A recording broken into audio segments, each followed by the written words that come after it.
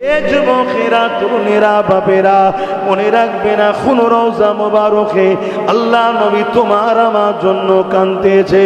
আল্লাহ পাক যেদিন কিয়ামতের দিন ঘোষণা করে দেবে, ওই দিনে আল্লাহ পাক হযরত জিবরাইল সাল্লামকে দুনিয়া জমিনে পাঠাবে। বিচারের দিন যেদিন ঘোষণা করবে, তার আগে আল্লাহ জিবরাইল সাল্লামকে জমিনে পাঠাবে। পাঠিয়ে বলতে লাগবে, এই জিবরাইল দুনিয়া জমিনে যাও, আমার হাবিবকে যে উঠিয়ে নিয়ে আসো। আজকে দিনে আমি বিচারের দিন করব, আমি আমার হাবিবের মাথাতে শাফাআতের তাজ পরিয়ে দেব। এ নওজওয়ানেরা, তরুণেরা, আল্লাহ নবী নবী দয়া নবীকে সাল্লাম দুনিয়া জমিনে আসবে, তিনি উঠাবার জন্য আসবে। পুরো পৃথিবীটাকে তন্ন তন্ন করে খুঁজবে, কারণ একটা উঁচু টিলাও থাকবে না।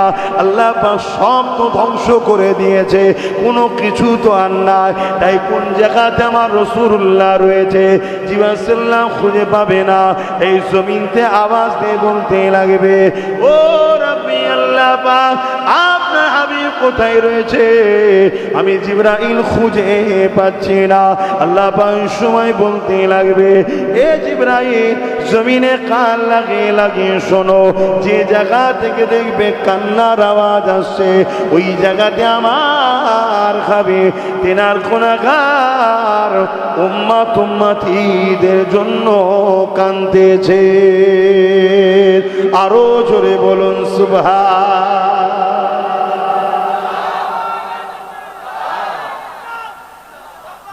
ইয়া রাসূলুল্লাহ, মনে রাখবেন নিঃশ্বাসের কোনো বিশ্বাস নাই। আজ আছি, কাল চলে যেতে হবে। কি মুখ দেখাবেন কবরের জমিনে? এমনি তো কবর প্রতিদিন বলতে লেগেছে, মানুষ জাতিকে আওয়াজ দিয়ে বলতে লেগেছে, কান নাই তো শুনবো কি করে? কবর দৈনিক ঘোষণা দিতে লেগেছে, ওরে আল্লাহর বান্দা বান্দি রে, জমিনের ওপরে বড় অহংকারের সঙ্গে করছি, জমিনের ওপরে বড় তাকাব্বুরের সঙ্গে করছে, জমিনের ওপরে আল্লাহ রসুলকে ভুলে করছে, জমিনের ওপরে পাপাচার করে বেড়াচ্ছে, জমিনের ওপরে ইসলাম বিদ্বেষীদের সঙ্গে করে বেড়াচ্ছে। মনে রাখবি, তুই যত বড় পালোয়ান হোস না কেন, আমার বুকের মধ্যে তোকে আসতে হবে। এই কবর কিন্তু একা থাকার জায়গা, এই কবর কিন্তু পোকামাকড়ের জায়গা, এই কবর কিন্তু অন্ধকার জায়গা। এই কবরের জমিনে তোকে আসতে হবে। মনে রেখে দিবি, এই কবরের জমিনে কেউ তোর সাথে আসবে না। এই কবরের জমিনে আসার আগে তৈরি হয়ে আয়। এই কবরের জমিনে আসার আগে তুই যদি দুনিয়ায় দাদাগিরি দিয়ে মানুষের উপরে জুলুম করে আসে, এই কবরে আসার আগে ইসলাম বিরোধী কর্মকাণ্ড করে, আল্লাহ ও রসুলের বিরোধী কর্মকাণ্ড করে, ইসলামের বিদ্বেষী কর্মকাণ্ড করে, জমিনের উপরে গরীব এতিম অসহায় মানুষদেরকে আত্মসাৎ করে জুলুম করে এই কবরের জমিনে যখন আসবে, তখন মনে রাখবি দুদিকের মাটি এমন ভাবে চেপে চেপে রাসূলুল্লাহ দেখিয়েছে, যেমন দুটো আঙুল ঢুকে গেল, এই দিকের পাঁজর এদিকের পাঁজর, এইভাবে তোমাকে চেপে চূর্ণ বিচূর্ণ করে দেওয়া হবে। কিন্তু মনে রাখবে, ওখানে শুধু কষ্ট হবে, মরণ হবে না। দুনিয়ায় কষ্টর পরে মরণ আছে, ওখানে কষ্টর পরে কিন্তু মরণ নাই। আমরা না দুনিয়া পেলাম, না আখিরাত পাচ্ছি। এখনো সময় আছে পরিবর্তন হওয়ার। তওবা করেন, আল্লাহর কাছে ক্ষমা চান, নবীকে ভালোবাসেন। যে নবী আমার সারা জীবনটা আমার আপনার জন্য কেঁদেছে, আজ রওজা মুবারকে কাঁদতেছেন, সেই নবী পাকের কথা স্মরণ করেন। লাখ কোটি উম্মত রাসূলুল্লাহকে স্মরণ কজন করে।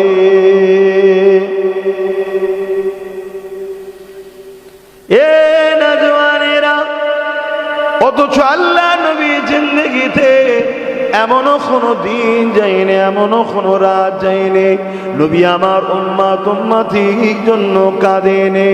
সর্বসময় নবী আমার তোমার আমার জন্য কেঁদেছে। আজকের দিনে এখনো রওজা মুবারকে আল্লাহ নবী তোমার আমার জন্য কাঁদতেছে।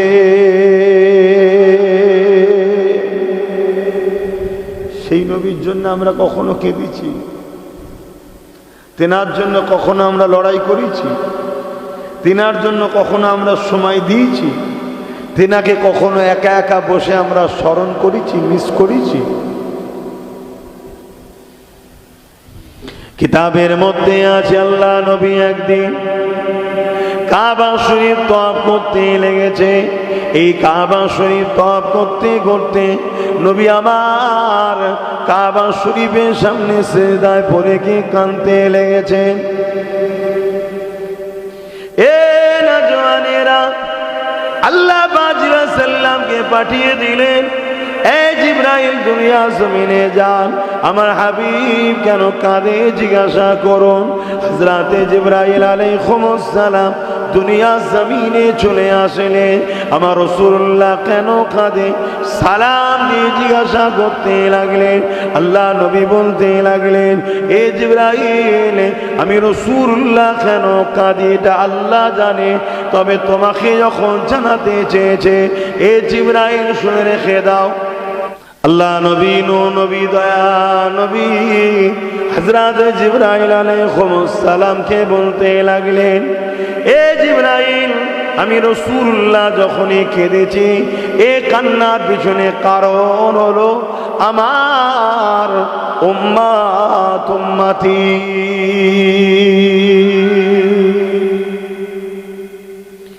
এ জিবরাইল, আমি রাসূলুল্লাহ আল্লাহ পাকের কাবা শরীফ তওয়াফ করতেছিলাম। এই কাবা তওয়াফ করতে করতে আমার মনে পড়ে যায় আজ জাতির কথা, সামুদ জাতির কথা, অন্য অন্য নবীর উম্মত উম্মতিদের কথা। যে সকল নবীর উম্মত উম্মতিরা তারা তাদের নবীর কথাকে অমান্য করার দরুন আল্লাহ পাক তাদের উপরে আযাব গজব দিয়ে তাদেরকে ধ্বংস করে দিয়েছে। আমি রাসূলুল্লাহ আমার ভয় হয়, আমার মনে পড়ে গেছে আমার উম্মত উম্মতিরাও আমি রাসূলুল্লাহ আমার কথাকে অমান্য করে ফেলবে, আমার কথাকে অমান্য করে দুনিয়ায় চলে বেড়াবে। আল্লাহ যদি তাদের উপরে আযাব দিয়ে গজব দিয়ে তাদেরকে ধ্বংস করে দেয়, আমি রাসূলুল্লাহ তাহলে কাদের ধরে ধরে গিয়ে তাওহীদের কথা শোনাবো, কাদের দুয়ারে গিয়ে রিসালাতের কথা শোনাবো, কাদের কাছে গিয়ে এক আল্লাহ পাকের কথা শোনাবো। আমি আমার উম্মত উম্মতিদেরকে বড় ভালোবাসি, এ আল্লাহ যেন তাদের উপরে আযাব গজব দিয়ে তাদেরকে ধ্বংস যেন না করে দেয়।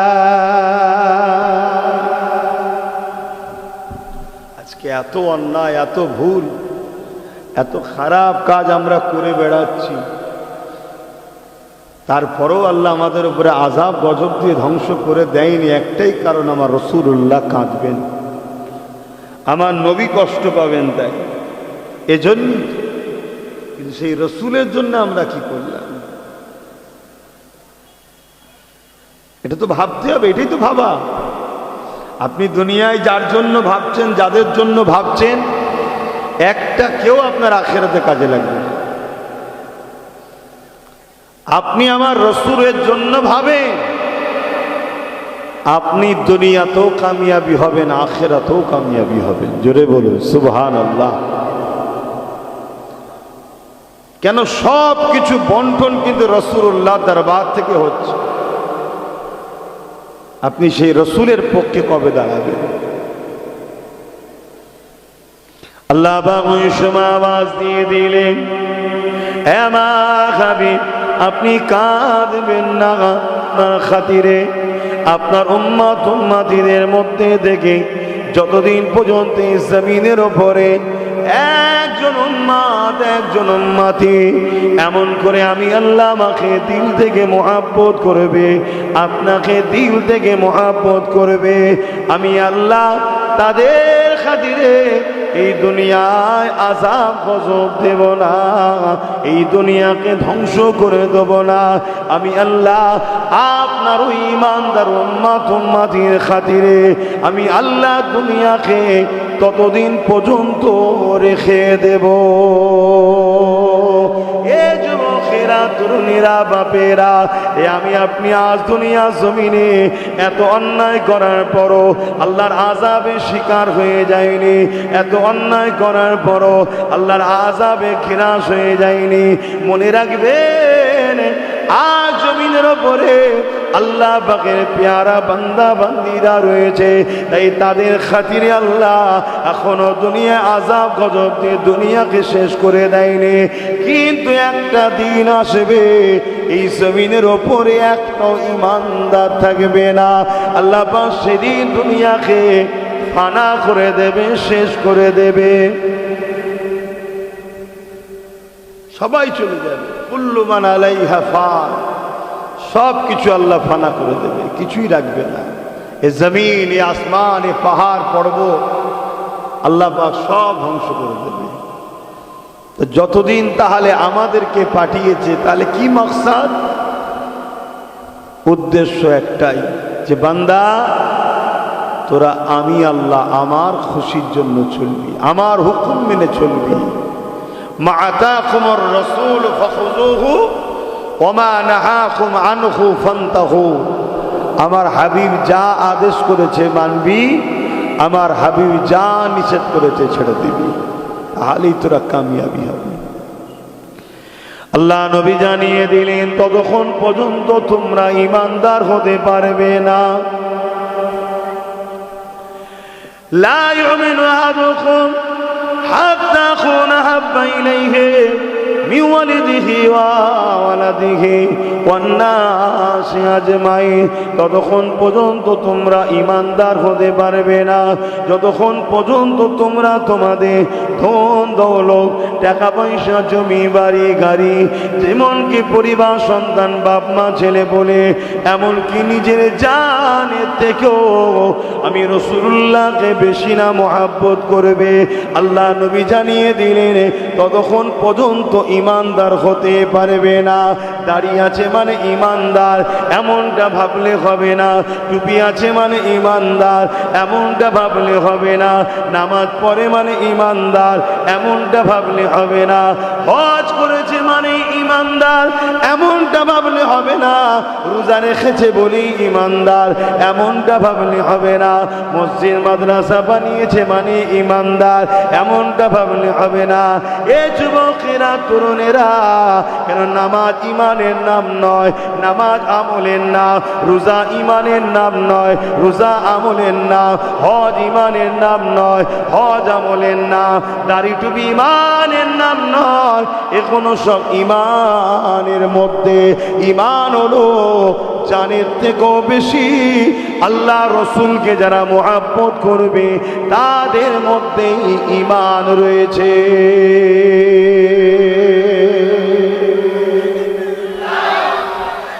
আল্লাহ,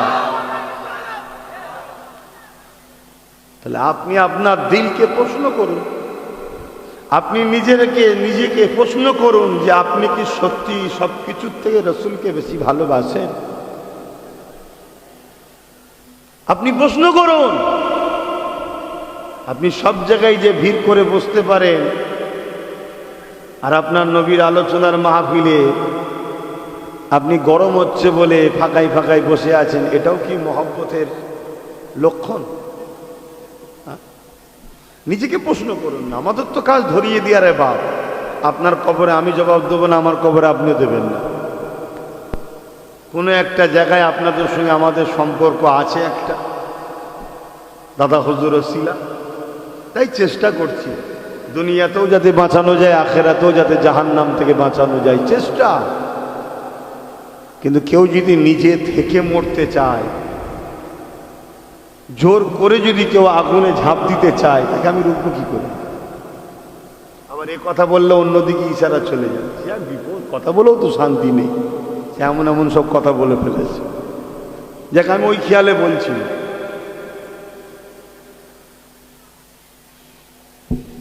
আবেরা, নজওয়ানেরা, মনে রাখবেন, শরিয়াত কোনো পীর জাদার নয়, শরিয়াত কোনো মুফতি মাওলানার নয়, শরিয়াত আব্বাস সিদ্দিকীর আব্বা জানের দাদু জানেরও নয়। শরিয়াতটা হলো নবী মুহাম্মদ রাসূলুল্লাহ, এখানে কোনো কম্প্রোমাইজ চলবে না। বাপ মার আগে হলো আল্লাহ ও রাসূল, স্বামী স্ত্রীর আগে হলো আল্লাহ ও রাসূল, সন্তানদেরও আগে হলো আল্লাহ ও রাসূল, জমি জায়গার আগেও হলো আল্লাহ ও রাসূল। এটাই তো আল্লাহ পরীক্ষা নিবার জন্য এই দুনিয়া জমিনে আমাকে আপনাকে পাঠিয়েছে। দেখা যাবে এমন একটা বাইনা আপনার ছেলে করে বসেছে, যে বাইনাটা পূরণ করলে আল্লাহ ও রাসূলের বিরোধী কাজ হয়ে যাবে। এই জায়গায় বাপের পরীক্ষা হচ্ছে, এই জায়গায় মায়ের পরীক্ষা হচ্ছে। মা সন্তানের, বাপ সন্তানের বাইনা পূরণ করতে গিয়ে আল্লাহ ও রাসূলের বিরোধী কাজ করে কিনা, না বাইনা পূরণ না করে আল্লাহ ও রাসূলের পক্ষে দাঁড়ায়, এটাই তো আল্লাহ পাকের পরীক্ষা। বুঝছেন তো নাকি? সবটাই তো পরীক্ষা। এই যে আজকে জলসা হবে, এখানে মানুষকে কি করবে না করবে, এটাও তো একটা পরীক্ষা। আমি কি করব, এটাও তো একটা পরীক্ষা। মনে রাখবে, নিঃশ্বাসের কোনো বিশ্বাস নাই। আজ আছি, কাল চলে যেতে হবে। কি মুখ দেখাবেন কবরের জমিনে? এমনি তো কবর প্রতিদিন বলতে লেগেছে, মানুষ জাতিকে আওয়াজ দিয়ে বলতে লেগেছে, কান নাই তো শুনবো কি করে, কবর দৈনিক ঘোষণা দিতে লেগেছে। ওরে আল্লাহর বান্দা বান্দি রে, জমিনের ওপরে বড় অহংকারের সঙ্গে করছি, জমিনের ওপরে বড় তাকাব্বুরের সঙ্গে করছে, জমিনের ওপরে আল্লাহ রাসূলকে ভুলে করছে, জমিনের ওপরে পাপাচার করে বেড়াচ্ছে, জমিনের ওপরে ইসলাম বিদ্বেষীদের সঙ্গে ঘুরে বেড়াচ্ছে। মনে রাখবি, তুই যত বড় পানোয়ান হোস না কেন, আমার বুকের মধ্যে তোকে আসতে হবে। এই কবর কিন্তু একা থাকার জায়গা, এই কবর কিন্তু পোকামাকড়ের জায়গা, এই কবর কিন্তু অন্ধকার জায়গা। এই কবরের জমিনে তোকে আসতে হবে। মনে রেখে দিবি, এই কবরের জমিনে কেউ তোর সাথে আসবে না। এই কবরের জমিনে আসার আগে তৈরি হয়ে আয়। এই কবরের জমিনে আসার আগে তুই যদি দুনিয়ায় দাদাগিরি দিয়ে মানুষের উপরে জুলুম করে আসে, এই কবরে আসার আগে ইসলাম বিরোধী কর্মকাণ্ড করে, আল্লাহ ও রাসূলের বিরোধী কর্মকাণ্ড করে, ইসলামের বিদ্বেষী কর্মকাণ্ড করে, জমিনের উপরে গরীব এতিম অসহায় মানুষদেরকে আত্মসাৎ করে জুলুম করে এই কবরের জমিনে যখন আসবে, তখন মনে রাখবি, দুদিকের মাটি এমন ভাবে চেপে চেপে রাসূলুল্লাহ দেখিয়েছে, যেমন দুটো আঙুল ঢুকে গেল, এই দিকের পাঁজর এদিকের পাঁজর, এইভাবে তোমাকে চেপে চূর্ণ বিচূর্ণ করে দেওয়া হবে। কিন্তু মনে রাখবে, ওখানে শুধু কষ্ট হবে, মরণ হবে না। দুনিয়ায় কষ্টর পরে মরণ আছে, ওখানে কষ্টর পরে কিন্তু মরণ নাই। শুনছেন? একটু ভেবে চলো।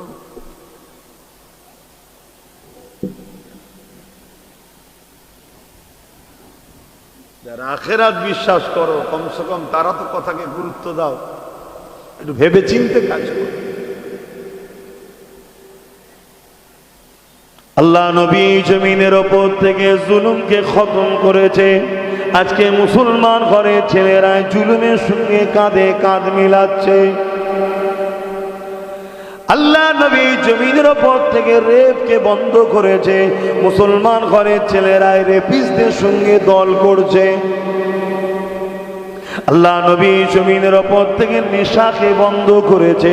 মুসলমান ঘরের ছেলেরা নেশাখোরদের সঙ্গে দল করতে করতে এখন অনেক মুসলমান ঘরের ছেলেরাও নিজেরাও নেশায় ঢুকে গেছে। সহবত, খারাপ সহবতে বসে।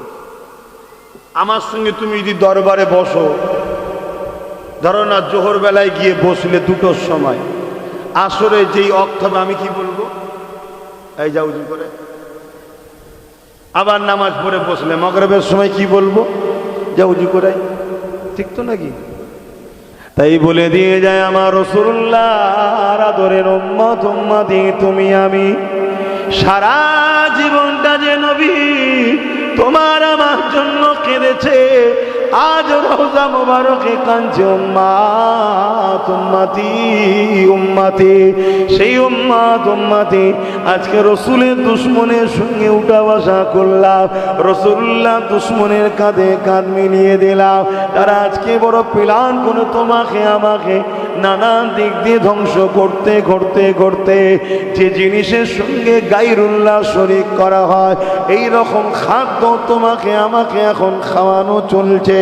এ যুবকেরা, তরুণেরা, বাপেরা, মনে রাখবে না কোনো রওজা মোবারকে আল্লাহ নবী তোমার আমার জন্য কাঁদতেছে।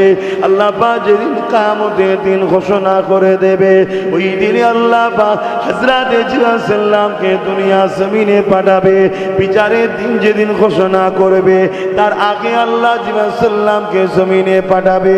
পাঠিয়ে বলতে লাগবে, এই জিবরাইল দুনিয়া জমিনে যাও, আমার হাবিবকে যে উঠিয়ে নিয়ে আসো। আজকে দিনে আমি বিচারের দিন করব, আমি আমার হাবিবের মাথাতে শাফাআতের তাজ পরিয়ে দেব।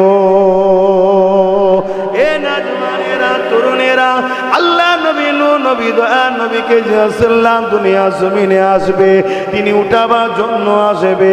পুরো পৃথিবীটাকে তন্ন তন্ন করে খুঁজবে, কারণ একটা উঁচু টিলাও থাকবে না।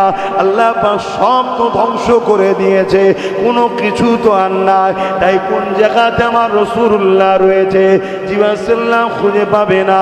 এই জমিনতে আওয়াজ দিয়ে বলতে লাগবে, ও রব্বি আল্লাহ পাক, আপনার হাবিব কোথায় রয়েছে?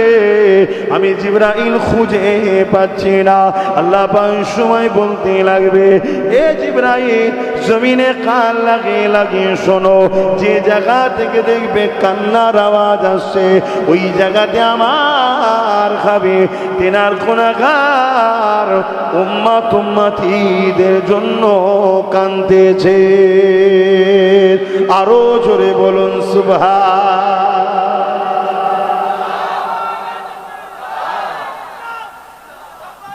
ইয়া রাসূলুল্লাহ, একবার হলেও তো ভাবো যুবক, এত ভালো কে বাসে?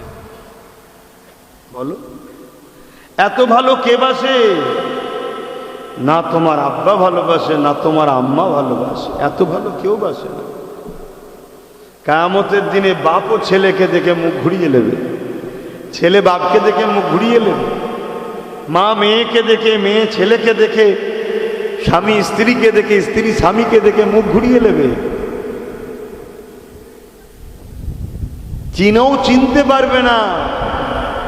সবার জবানে বেরোবে নফসি নফসি নফসি নফসি, আমার কি হবে, আমার কি হবে। ভাবো, এই যে সামান্য দুদিন কি গরম পড়ছে বলো তো দিনের বেলা। সূর্য কোটি কোটি মাইল দূরে আছে, 1 গুণ তাপ, এর থেকে 12 গুণ তাপ বাড়বে সূর্যের। আর মাথার এক বেগ দেখতে 1 হাত উপরে আল্লাহ না পাবে। ভাবতে পারছো? আল্লাহ রসুল ছেড়ে দিয়ে তোমরা আমি ধ্বংস যাচ্ছি। দুনিয়া তো যাচ্ছে, আখেরাত। তুমি আমি যদি আল্লাহ রসুল ধরে থাকতাম, বাদশাহী আমাদের হাতে থাকতো। দুনিয়া আখেরাতের কল্যাণ আল্লাহ রসুলের কদমে রয়েছে, অন্য জায়গায় নাই। নবীর নকশা কদমে আছে, কথা বুঝে আসছে। কিন্তু আজ বড় প্ল্যান করে দুনিয়া তোমাকে আমাকে শেষ করছে। কেমন করে দেখো, তোমাকে আমাকে গায়রুল্লাহর সঙ্গে তোমাকে আমাকে যোগ করছে। দেখো কেমন পরিকল্পনা হচ্ছে। আমি আসলে মানুষকে আল্লাহ জড়ো করাই, এবার আমার কাজ হলো আল্লাহ রসুলের পক্ষে বল। কে নেবে না নেবে সব নিজের নিজের ব্যাপার, সব জবাব আল্লাহ নেবে। আর আমি যদি না বলি, আমার থেকেও জবাব আল্লাহ নেবে। কথা কিছু বুঝে আসছে? তাই বাপেদের, মায়েদের, বোনেদের বলে দিয়ে যান, এ দুনিয়া বড় ফিতনা জায়গা, এই দুনিয়াতে বড় চাল চলছে। তোমাকে আমাকে আল্লাহ রসুল থেকে সরাবার।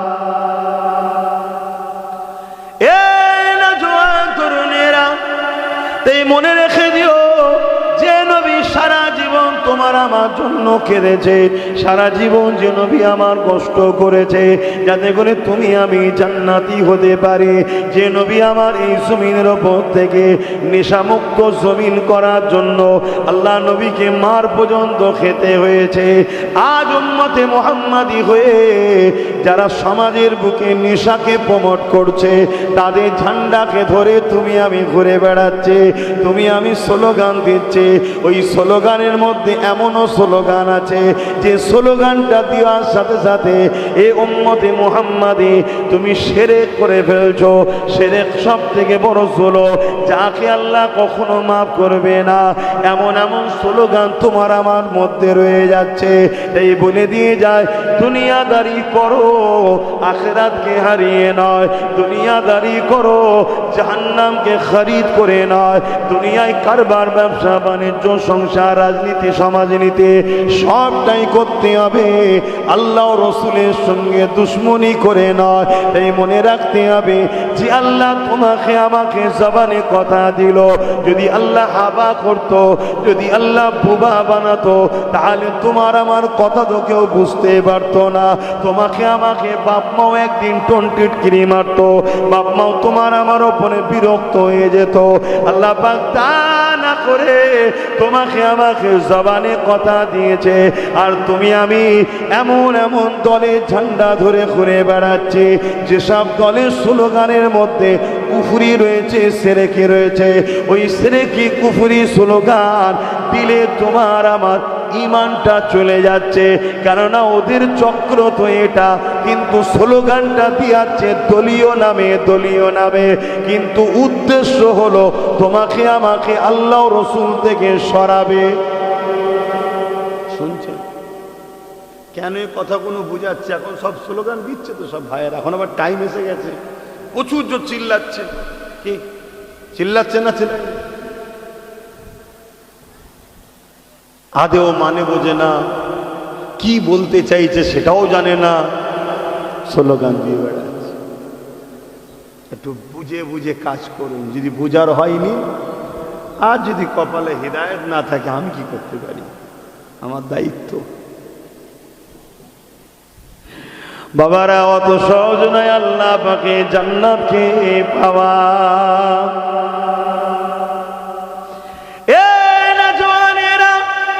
এই দিনের জন্য সাহাবা হুজুররা নিজের জীবনকে কুরবান করে দিয়েছে।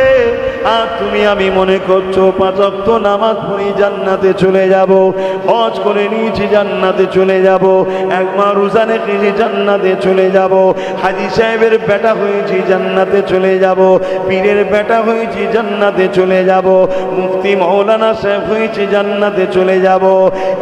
যুবকেরা, তরুণেরা, মায়েরা, বোনেরা, না না না না, আল্লাহ কোরআনে বলছে তোমরা কি মনে করো আমি বিনা পরীক্ষায় তোমাদেরকে জান্নাত দিয়ে দেবো? না না, আমার এমন একটা বান্দা নেই যাকে আমি পরীক্ষা ছাড়া জান্নাতে যেতে দেবো। আমি আমার নবীদেরকে পরীক্ষা নিয়েছি। সব থেকে বড় বিষয়, যাকে না বানালে কুল কায়নাতকে বানাতাম না, সেই রাসূলুল্লাহ আমি কত দিক দিয়ে আজমিয়েছি দেখো। কেন? দুনিয়ার জন্য তিনি মডেল, যাতে তোমরা শিক্ষা পেয়ে যাও যে আল্লাহ তার বন্ধুকে কত দিক দিয়ে আজমায়েছে, কত দিক দিয়ে পরীক্ষা নিয়েছে। রাসূলুল্লাহ যদি এত কষ্ট করে, তাহলে আমাকে আপনাকে কি করতে হবে? আল্লাহ নবী যখন দিনের জন্যে, মানবতার জন্য, ইনসাফের জন্যে, আল্লাহ সৃষ্টির জন্যে, জুলুমকে বন্ধ করার জন্যে, সমাজকে নেশামুক্ত করার জন্যে আল্লাহ নবী যখন তায়েফের জমিনে গেলে, তায়েফের মানুষকে নায়ের দাওয়াত দেবে বলে ওই সময় তায়েফের মানুষেরা ছোট ছোট যুবকদের ঘরে বাচ্চাদেরকে হুলিয়ে দিল। তারা এমন করে এসে আল্লাহ নবীকে পাথর নিক্ষেপ করতে লেগেছে।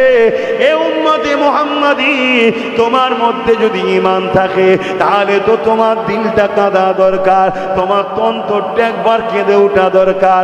আর এই মসজিদের জন্য, এই মাদ্রাসার জন্য, এই কবরস্থান, ঈদগাহর জন্য, এই নেশামুক্ত সমাজ গড়ার জন্য, এই জুলুম মুক্ত সমাজ গড়ার জন্য, এই সন্ত্রাসবাদকে মিটিয়ে দিবার জন্য, এই নারীদের অধিকার দিবার জন্য এক কথা ইসলামের জন্যে আল্লাহ নবী কতটা কষ্ট করেছে। তায়েফের জমিনে যখন গিয়েছিল, তায়েফের মানুষেরা আমার রাসূলুল্লাহকে পাথর ছুঁড়ে ছুঁড়ে ছুঁড়ে ছুঁড়ে নিক্ষেপ করেছে। আমার নবী পাকের শরীরে যেখানে পাথর লেগেছে ওখান থেকে দরদর করে রক্ত বেরোতে লেগেছে। ওই রক্তের টুপা গড়িয়ে গড়িয়ে গড়িয়ে গড়িয়ে আল্লাহ নবী জিহ্বা পিরাহানখানা ভিজে ভিজে ওটা গড়িয়ে গড়িয়ে পায়ের তলাতে পর্যন্ত জমে গেছে। এত রক্ত ঝরেছে, এত রক্ত বেরিয়েছে।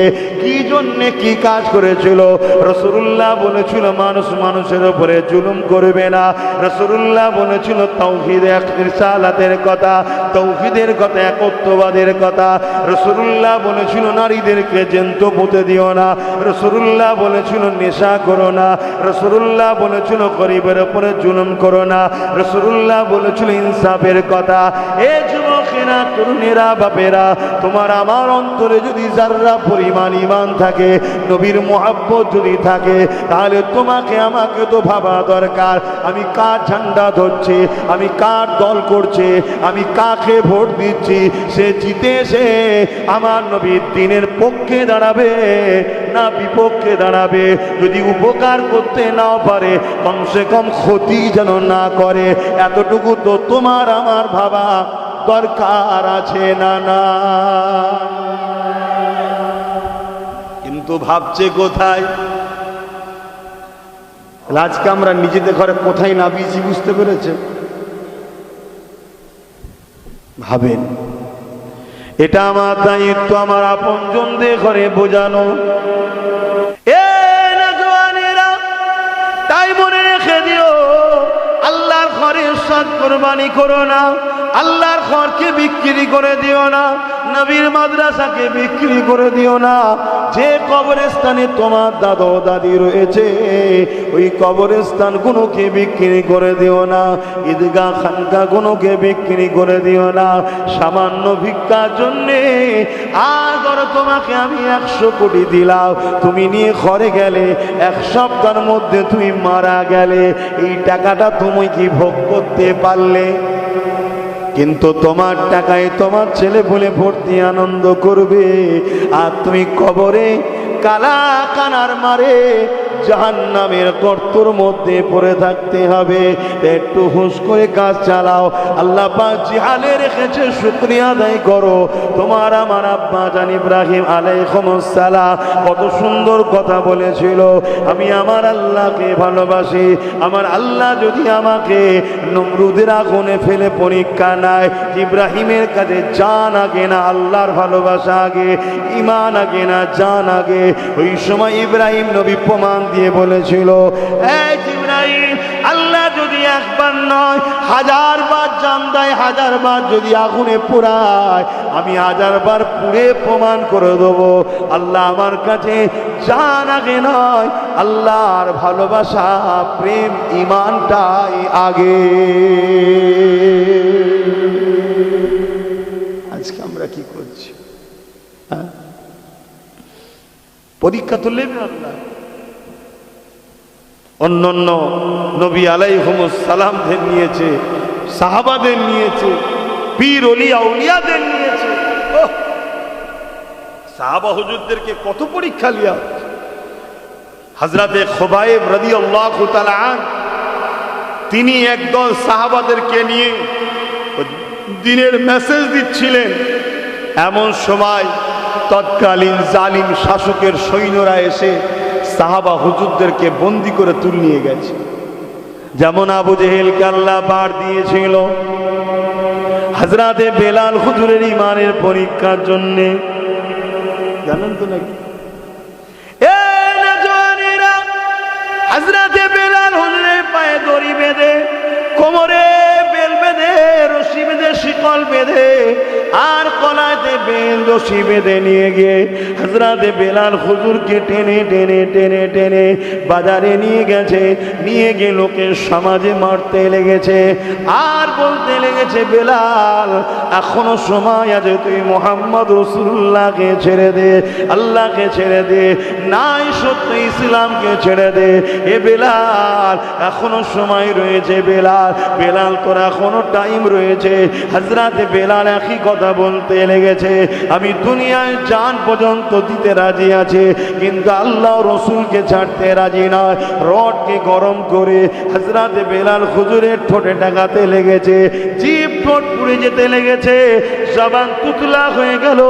তথাপিও বেলাল হুজুরের তুতলা জবানে বলছে, আশহাদু আল্লা ইলাহা ইল্লাল্লাহ ওয়া আশহাদু আন্না মুহাম্মাদান আবদুহু ওয়া রাসূলুহু।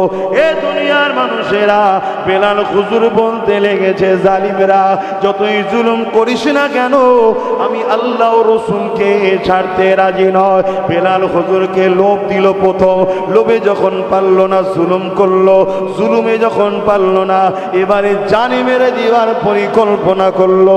কিন্তু আমার আল্লাহ সিদ্দিক আকবরের মাধ্যমে বেলাল হুজুরকে খরিদ করিয়ে আমার রাসূলুল্লাহর কদমে হাজির করিয়ে দিলে। আরো জোরে বলুন সুবহানাল্লাহ।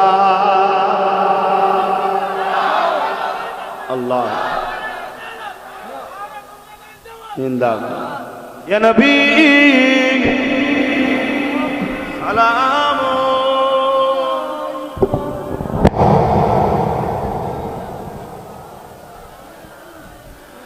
ইয়া হাবিব সালাম।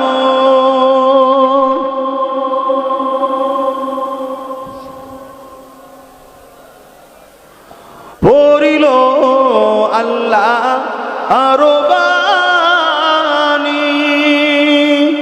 পোহালো দুঃখে রজনী,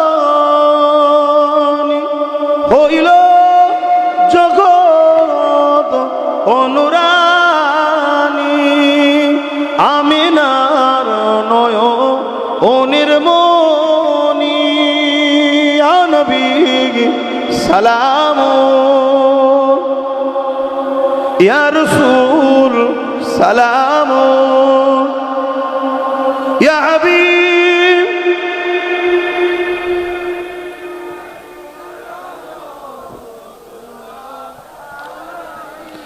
জিবরাইল দিলে যে আওয়াজ, খুলে দাও আসমানের দুয়ার, এসেছে নবী ঈদের সরদার, করিতে আল্লাহ আরো দিদার। ইয়া নবী সালাম, ইয়া রাসূল সালাম, ইয়া হাবিব সালাম, সালাওয়াতুল্লাহ। উদ্দেশ্যকে, এই ঘরটাকে আমরা তৈরি করেছি উদ্দেশ্য, এই ঘরের যদি বিরোধী করতে হয় উদ্দেশ্য, তা আল্লাহর ঘরের বিরোধী হবে আর আল্লাহ উদ্দেশ্য হতে পারে? তাহলে জানতে হবে, কোন মুসলমান যদি আল্লাহর ঘরের বিরোধী করে, ওই মুসলমানের অন্তরে আল্লাহর প্রেম নাই। আর যার হৃদয়ে আল্লাহর প্রেম নাই, তার মধ্যে কি ঈমান আছে মনে হয়? আর যার মধ্যে ঈমান নাই, তার নাম যদি মুসলমানের নামের মতো নাম হয়, তার মুখে যদি দাড়ি মাথায় টুপিও থাকে, সে যদি হাজি নামাজিও হয়, সে যদি দাতা হয়, জাকিরিনও হয়, মনে হয় সে কি আখেরাতে জান্নাত পাবে? তাহলে মূল জিনিসটা হচ্ছে আল্লাহকে অন্তরে জায়গা দাও। সব কিছুর আগে আল্লাহকে ভালোবাসো। আর এই দুনিয়া আমাদের জন্য তো চিরস্থায়ী নয়, আজ আছি কাল চলে যেতে হবে। কিছুদিনের মেহমান, এসেছি একটা পরীক্ষা দিতে। কি পরীক্ষা? সব কিছুর উপরে সর্বসময়, সর্বক্ষেত্রে, সর্ব টাইমে আল্লাহকে বেশি প্রাধান্য দেওয়া, এটাই হলো পরীক্ষা। মা আর আল্লাহর সঙ্গে একটা কোনো কথা এমন হচ্ছে, মায়ের কথা মানলে আল্লাহ বিরোধী হবে, আর আল্লাহর কথা মানলে মায়ের কথা মানা হবে না। এটা আল্লাহর পরীক্ষা। আপনি ওই জায়গায় কি করেন আল্লাহ দেখছে। যদি ওই জায়গায় আপনি মাকে প্রাধান্য দেন, আল্লাহর কথা অমান্য করেন, ওই মা বাপের হাতেই আল্লাহ আপনাকে শেষ করবে। সূরা বাকারার মধ্যে আল্লাহ বলেছে, আমাকে আমার হাবিবকে ছেড়ে যাদেরকে তোমরা বেশি প্রাধান্য দেবে, তাদের হাতে আমি আল্লাহ তোমাদেরকে মিটাবো, জিল্লাত দেবো, শাস্তি দেবো। সন্তানের এমন একটা কথা যে সদা মানতে গেলে আল্লাহর হুকুমের বেখিলাফ হবে। বাপ মার পরীক্ষা হচ্ছে।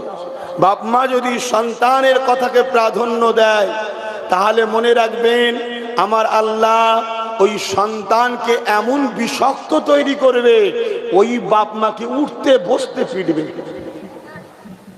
আর যদি আমরা আল্লাহকে প্রাধান্য দিই, ওই সন্তানকে আল্লাহ এমন তৈরি করবে, বাপ মার কদমের কাছে বসবে, সবসময় বাপ মার পায়ের তলায় জান্নাত, ও বাপ হলো জান্নাতের দরজা, এই সম্মান দিয়ে চলবে। জোরে বলুন সুবহানাল্লাহ। তাহলে আমাদের পরীক্ষা কি? কারবার করো, ব্যবসা করো, সংসার করো, সব করো, কিন্তু আল্লাহ ও রসুলের ওপরে কেউ যেন জায়গা না পায়। এটা আমার জাতির জানা দরকার আছে না? হায় হায়। আমাদের আব্বাজান হযরতে সৈয়দনা ইব্রাহিম আলাইহিস সালাম, তিনিও আল্লাহর ঘর বানিয়েছেন। আমরা তিনার বেটা। যত বসে আছি আমরা সবাই নবীর বেটা, বলুন আলহামদুলিল্লাহ। আর আমাদের আব্বাজানের নাম সৈয়দনা হযরতে ইব্রাহিম খলিলুল্লাহ আলাইহিস সালাম, যিনি আল্লাহর দোস্ত বন্ধু, তিনিও আল্লাহর ঘর বানিয়েছেন। আল্লাহ হুকুম করলেন, ইব্রাহিম ঘর বানাও। আল্লাহ পাকের হুকুমে ঘর বানাচ্ছে।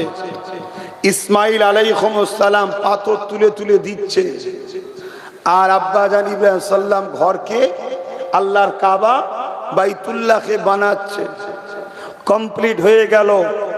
অনেক বড় কথা, ওদিকে যাচ্ছি না।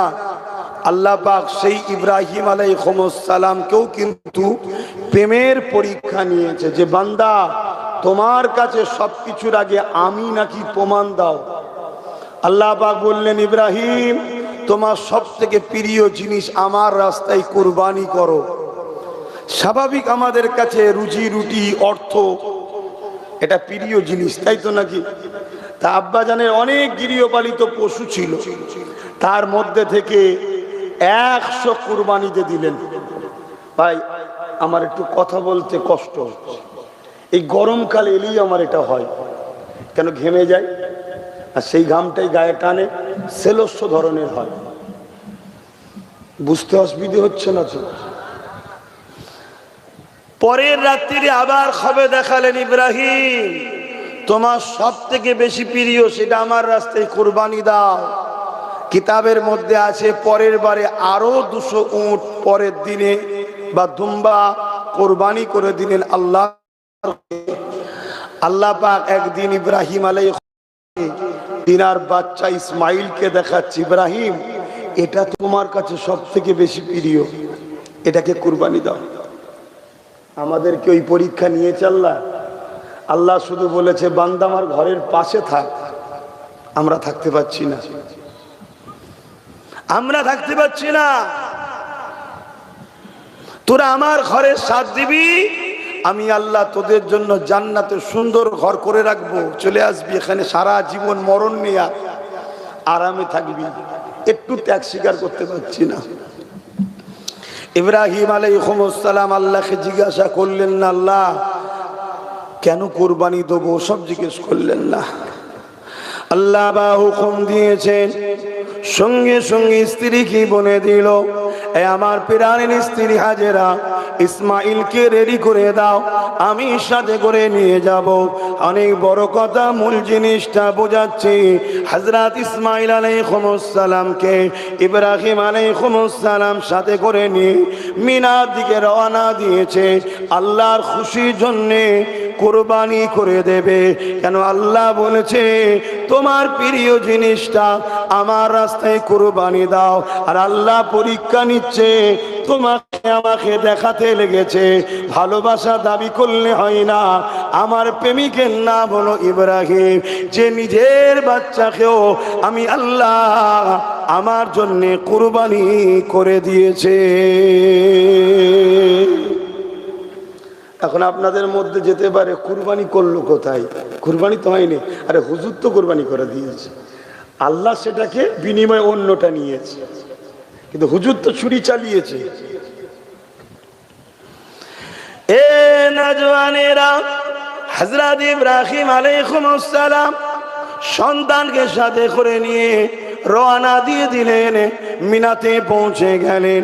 গিয়ে যাওয়ার পরে জিজ্ঞাসা করছে, বাবা ছেলে, আল্লাহ পাকের হুকুম, তোমাকে আল্লাহর জন্য কুরবানি করতে হবে। ইসমাইল আলাইহিস সালামও আল্লাহকে কতটা ভালোবেসেছে। ছোট্ট বাচ্চা বলতে লেগেছে, আব্বা জান, আমার আল্লাহ যখন আমাকে পছন্দ করেছে, আমি নিজেকে ধন্য মনে করছি।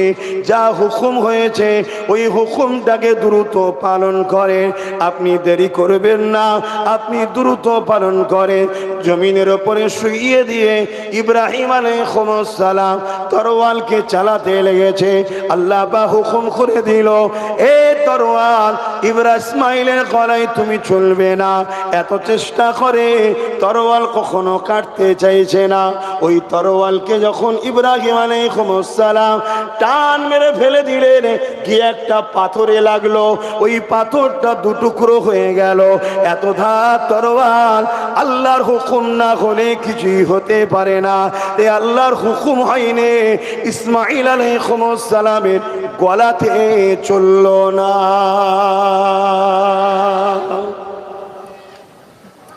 ইসমাইল আলাইহিস সালাম উঠে বলছে, আব্বা, আমি তো আপনার সন্তান, আপনার মনের মধ্যে আমার জন্য কোনো মায়া হচ্ছে না কেন? বাপ বেটার মায়া, এটা কার দান? এটা আল্লাহরই দান। সন্তান দুনিয়ায় আসার আগে আমাদের অন্তরে একটা মহব্বত আল্লাহকে থেকে পাঠিয়ে দেয়, এটা আল্লাহর নিয়ামত। তো এক কাজ করেন আব্বা, আপনি চোখে কাপড় বেঁধে লাগেন, যাতে এক মুহূর্তের জন্য মায়া না এসে যায় আমার ওপরে। তাহলে আল্লাহর কাছে কিয়ামতের দিন জবাব দিতে পারবেন না। আমার নওজওয়ানেরা, আমার আব্বা জানেরা, আমার আম্মা জানেরা, শোনেন মোহাব্বত কাকে বলে। আজ আমরা সবাই দাবি করি আল্লাহ আপনাকে ভালোবাসি, কিন্তু হাকিকাতে দেখা যায় আল্লাহকে ভালো না বেশি আল্লাহর দুশমনদেরকে আমরা বেশি ভালোবাসি। এ নওজওয়ান তরুণেরা, হযরত ইব্রাহিম আলাইহিস সালাম কপা মুখে চোখে কাপড় পট্টি দিয়ে দিলেন। বিসমিল্লাহ আল্লাহু আকবার বলে তরোয়ালটা চালিয়ে দিলেন। যখনই তরোয়াল চালায়, আমি আপনি কুরবানির সময় দেখেছি পশুর গলাতে যখন তরোয়াল চালানো হয়, একটা জবাই খাবার সময় একটা আওয়াজ হয়ে ওঠে। এই আওয়াজ ইব্রাহিম আলাইহিস সালাম কানে পেলেন এবং রক্ত ফিচকিরি হাতে ভিজে যেতে লেগেছে। ইব্রাহিম আলাইহিস সালাম মনে মনে বড় খুশি হয়ে গেলেন, আমি আমার আল্লাহর পরীক্ষায় কামিয়াবি হলাম।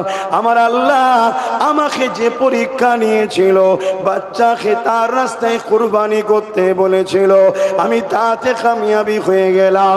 এইভাবে ইব্রাহিম আলাইহিস সালাম আসমানের দিকে উঠে সোজা হয়ে চোখের পট্টিটা খুলে আসমানের দিকে মুখ করে বলতে লেগেছে, ও রব্বি আল্লাহ, ইব্রাহিমের দিলে তার বাচ্চাকে নয়, ইব্রাহিমের দিলে তার বাচ্চার প্রেম আছে ঠিকই কথা, কিন্তু মান আব্বালিল আপনার জন্য ভালোবাসি।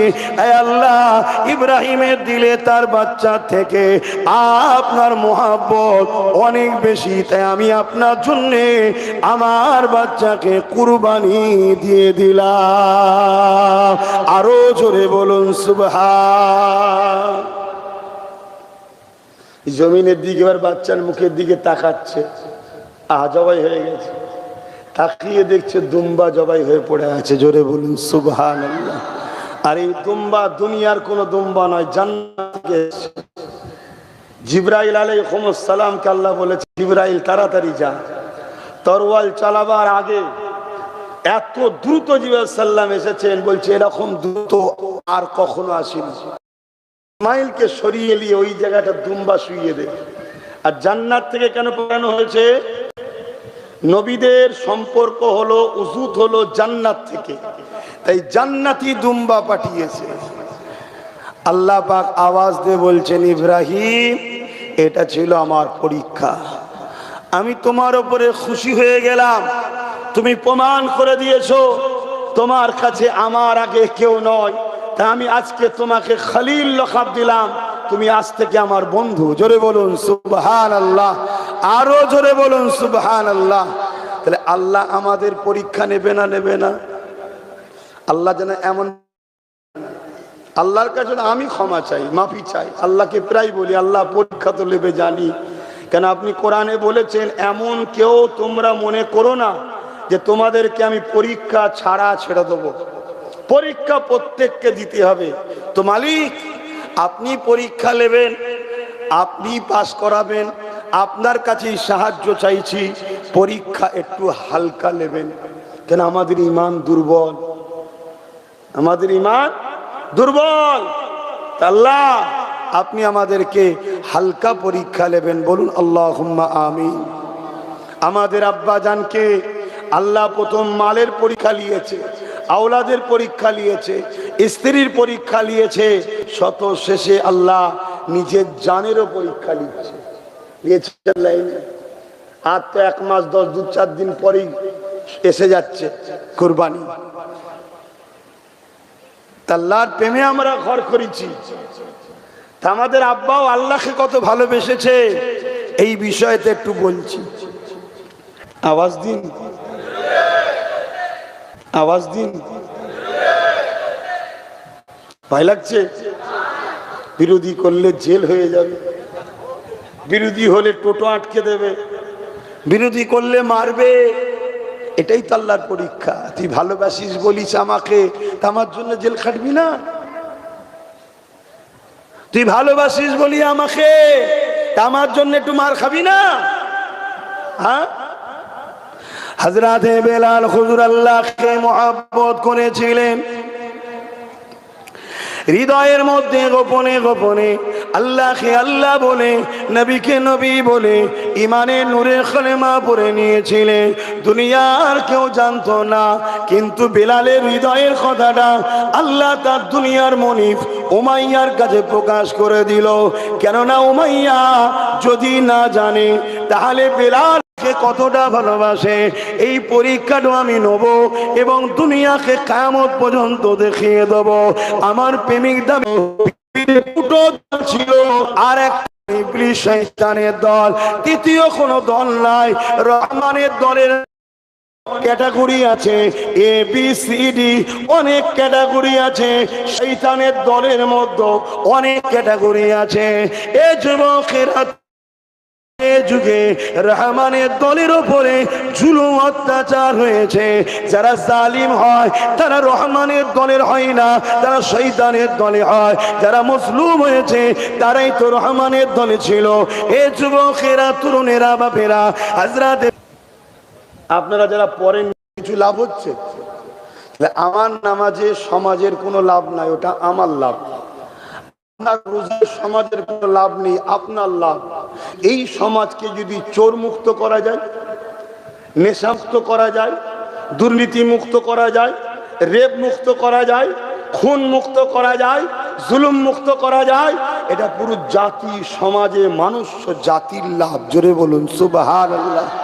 তাহলে একটা ব্যক্তি জীবনের জন্য নবী দিয়েছে নামাজ, রোজা, দাড়ি, টুপি, আর সমাজ জীবনের জন্য রাসূলুল্লাহ দিয়েছে জুলুমকে খতম করো।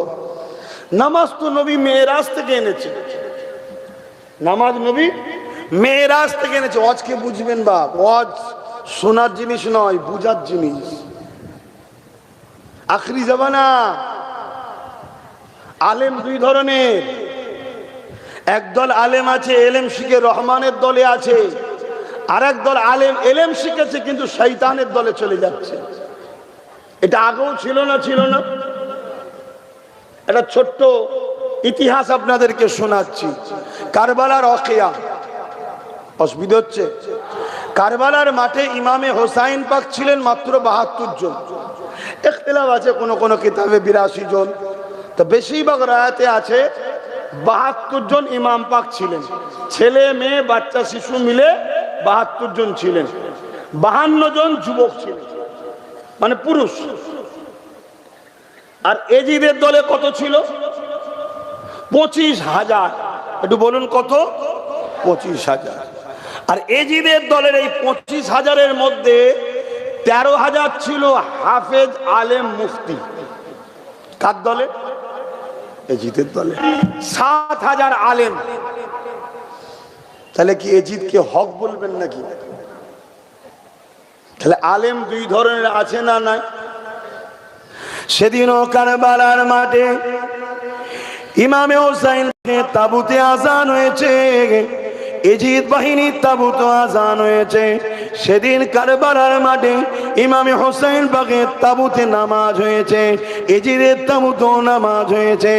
এ যুবকেরা, আজকের দিন তো নামাজ দুই ধরনের আছে, এমন করে আজানও দুই ধরনের রয়েছে। যারা আজকের এজিদদের সাথ দিয়ে আজকের দিনে নামাজ আজান দিচ্ছে, তারা সেদিনের এজিদের সাথে থাকতো। আজকের দিনে যারা আজকের এজিদদের বিরোধী করে এমন করে আজান নামাজ পড়ছে, সেদিনে যদি তারা থাকতো হোসাইন পাকের পক্ষে থাকতো। এজিদ কে ছিল? এজিদ একটা অত্যাচারী শাসক ছিল। এজিদ কে ছিল? এজিদ একটা প্রজাদের করে শোষণকারী শাসক ছিল। এজিদ কে ছিল? এজিদ খুনি ছিল, এজিদ চরিত্রহীন ছিল, এজিদ জালিম ছিল, এজিদ সারাবি ছিল, এজিদ প্রজাদের উপরে অত্যাচার করত। আজকের দিনে যেসব শাসকেরা, যেসব নেতারা রাজনীতির নামে মানুষের উপরে জুলুম করে, মিথ্যা মামলা দেয়, কেস দেয়, যুব সমাজকে নেশায় আসক্ত করে, সমাজের বুকে বিশৃঙ্খলা তৈরি করে, মানুষের উপরে অত্যাচার করে, এ যুবকেরা, তরুণীরা, বাপেরা, আজকের দিনের জিদ হলো তারা। আজকের দিনে যারা তাদের সাথ দেবে, এরা যদি হোসাইন পাকের সময়ে থাকতো, এই দিনে ছেড়াও তাদেরই সাথে থাকতো। কেন? সেদিনের এজিদ তাদেরকে ধন দৌলত দিয়েছিল, পদ দিয়েছিল। এই লোভ লালসায় এলেম অর্জন করার পরও তারা এজিদের পক্ষে গিয়ে সাধারণ মানুষকে বুঝিয়েছে, আসো এজিদের পক্ষে, হোসাইন পাকের বিরুদ্ধে তরোয়াল ধরেছে। আজকে দিনের যারা আলেম উলামা, পীর পীরজাদা, মুফতি, দাবিদাররা আজকে জালিম শাসকের পক্ষে যারা যাচ্ছে, এরাও দেখেন কিছু পদের জন্য, কিছু টিকিটের জন্য, কিছু অর্থের জন্য, কিছু গাড়ি বাড়ির জন্য আজকে জান দেখনে তারা সাথ দিচ্ছে না, দেয়নি। আব্বাস সিদ্দিকী এলে অনেকের সমস্যা হয় এই কারণে, এই কারণে। কেন? আমার জাতি জাহান্নামে যাক, এটা শয়তান চায়, আর শয়তানের চেলাগুলো চাই। আর আমি চাই দুনিয়ার মধ্যে ইজ্জতের সঙ্গে বাঁচো, ইজ্জতের রুটি খাও এবং পরকালে নবীর কাতারে জান্নাতে যাও। তো দুনিয়ায় জালিমের সঙ্গে সাথ দিয়ে, দুনিয়ায় এজিদের সঙ্গে সাথ দিয়ে, আর হোসাইন হলো জান্নাতের সর্দার, সেই জান্নাতে আপনি যাওয়ার স্বপ্ন দেখছেন কি করে? আপনার পাড়ার যদি কাউকে বানান, সর্দার বানান, তার বাপেরা, মায়েরা, বোনেরা, দুদিনের দুনিয়া 1,000, 2,000, 3,000, 5,000, 10,000 নিয়ে, আর কালকে মরে গেলে কবরে কি হবে একটু হুঁশ করে কাজ করো। কেন? মসজিদ তো বানিয়ে দিলে, বাঁচাবার জন্য তো পাহারাদার দরকার। মসজিদ তো বানিয়ে দিলে, এটাকে বাঁচাবার জন্য লাঠিও তো দরকার, নামাজিও যেমন দরকার, ইমামও দরকার, মুয়াজ্জিনও দরকার, তেমন এটাকে যেন আবার কেউ ভেঙে না দেয় তার জন্য পাহারাদারও দরকার আছে না? না, একটু বুঝে বুঝে কাজ করে, অসুবিধা হচ্ছে। তাহলে সেদিন আপনাদের কি ধারণা শুধু কারবালা ইমাম হোসেন পাকের সময় হয়েছিল? একটু বলবেন তো, এটা ধারণা কি? না, কারবালা শুরু ইমাম হোসেন পাক করেছে, হক আর না হকের লড়াই, ময়দানটা ছিল কারবালা। আর এই কারবালার আখরি ময়দানে যিনি নেতৃত্ব দেবেন তিনি হলেন হযরতে ইমাম মেহেদী আলাইহিস সালাম। জোরে বলুন সুবহানাল্লাহ। আর বিজয় তো আমাদেরই মুকদ্দর রে বাবা, থাকবে যুগে যুগে হোসাইনিরা ডিফেন্স করবে। এই লড়াই হতে হতে হতে হতে আমাদেরকে টেনে টেনে টেনে টেনে ইমাম মেহেদী সাল্লামের হাতে নিয়ে যে তুলে দেবো, ইমাম মেহেদী সাল্লামের নেতৃত্বে সেদিন বিজয় আমাদেরই হবে। জোরে বলুন সুবহানাল্লাহ, আরো জোরে বলে। এটা কি ইসলামের কথা বলছি তো না বাইরে বলছি? হুজুরের ছেলে এসে কেন রাজনীতির কথা বলে? নামাজের কথা বলতে পারে না? নামাজের কথা বলার জন্য ইমাম সাহেব আছে নেই? আপনারা শিকার শখ আছে, এসে বসবেন, ইমাম সাহেব শিখাবে। নামাজের প্রথম ট্রেনিং দিতে হয় বাপ মাকে। 8 বছর পরে 3000 টাকা তুমি দেখছো কেন? তোমার শিকার শখ, তুমি ফ্রিতে শিখবে? ফ্রিতে আল্লাহ জান্নাত দেবে বলেছে? আল্লাহ কি বলেছে? জান আর মাল দে বিনিময়ে জান্নাত লে, আছে না? তা তুমি ফ্রিতে নামাজ দিচ্ছ কেন? তুমি এসবে মাথা পিছু 200 টাকা করে ইমামকে দাও। তাহলে 100 লোক যদি নামাজ মুসল্লি শিখতে চায়, ইমাম 10 জন 10 জন 15 জন করে ভাগ ভাগ করে দেবে। নামাজ পড়ে বাকি সময় তার ইমাম কাপড় হাঁটুর ওপর তুলে নাকল দিতে পারে না? পারে কি? দুনিয়ার লোক কাপড় না থাকলেও ফতোয়া হয় না, আর ইমামের কাপড় যদি একটু সরে যায়, ওরে সর্বনাশ। ফতোয়া মানে সে ফতোয়া শেষ নেই আর কি। ও চুপ করে বসো কচিরা, শোনো বাবা, এমনি সময় কম। তাহলে সেই জায়গায় যদি মাথা পিছু করে মাসে 200 টাকা দাও, আপনি ভিখারি হয়ে যাবেন? দিন শিক্ষার জন্য 200 টাকা যদি দেয় মাসে, ইমামের 20,000 টাকা মাস হয়ে যাবে। তাহলে ইমামকে কি কোনো জালিম নেতার পিছনে ছুটতে হবে? তখন তো ইমাম বলবে, আমার মসজিদে সাম্প্রদায়িক কথা হয় না, আমার মসজিদে উস্কানোমূলক কথা হয় না। কিন্তু ইমাম বলতে পারছেন এখন তো হচ্ছে 3,500 উনি দেয়। অতএব ওটা বলতে গেলে যদি এলাকার দাদারা যে খবর দিতে আটকে যাবে। কিন্তু আমরা যদি ইমামের পিছনে দাঁড়াতাম, বলেন, তাহলে দোষ তো আমাদেরও কম নয়। এগুলো সিস্টেম চেঞ্জ করুন। এই গ্রামে যদি সব থেকে দামি লোক থাকে, সেটা হলো যার পিছনে ইক্তেদা করে নামাজ পড়েন সেই ইমাম। আর সে যদি দামি না হয় আপনার নজরে, তার পিছনে আপনার নামাজ হবে কি? কোরআন শেষ হয়ে যায় বলে এ জালিম মরে জাহান্নামে চলে যাবে। আল্লাহর কোরআন ছিল, আছে, থাকবে।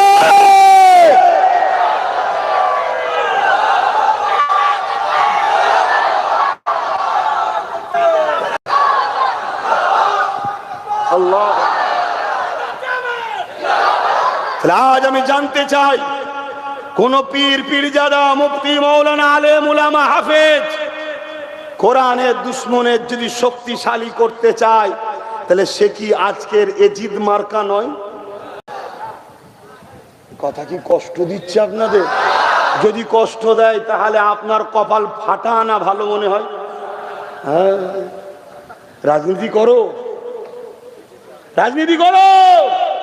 আমায় পছন্দ নয়, এনাকে পছন্দ নয়, ওনাকে পছন্দ নয়, নতুন একটা দরকার হয় করে করো।